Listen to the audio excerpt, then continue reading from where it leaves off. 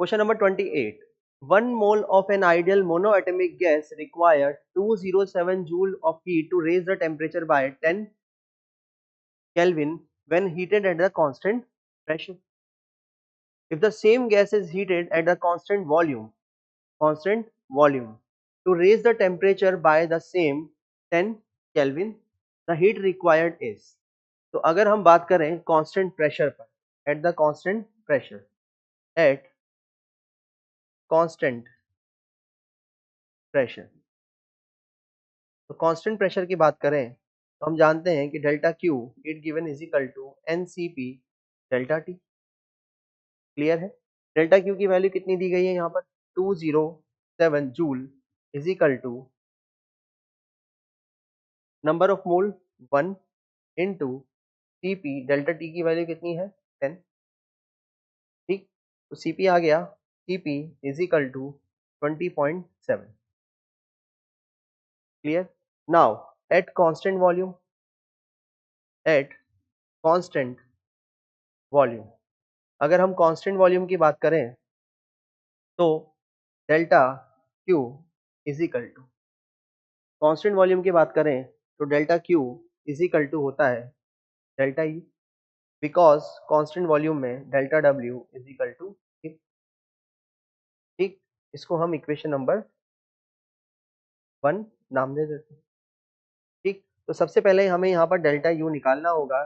So delta U is equal to N C V delta T, यानी कि delta U is equal to 1 into C V into 10, means delta U is equal to 10 C V, 1 into C V into 10, यानी कि 10 C we. Question number 2। अब हमें यहाँ पर सी we नहीं पता, तो हमें यहाँ पर पहले सी वी पुट करना हो। तो हम जानते हैं we know C P minus C V is equal to R, और आर की वैल्यू हमें यहाँ पर 8.3 दी हुई है, यानी कि इससे हो गया C V is equal to C P minus R, यानी कि C V is equal to, ये हो जाएगा सी पी की वैल्यू कितनी 20.7 minus R means 8.3, means C V comes out 12.4। Clear? C V 12.4 आ गया।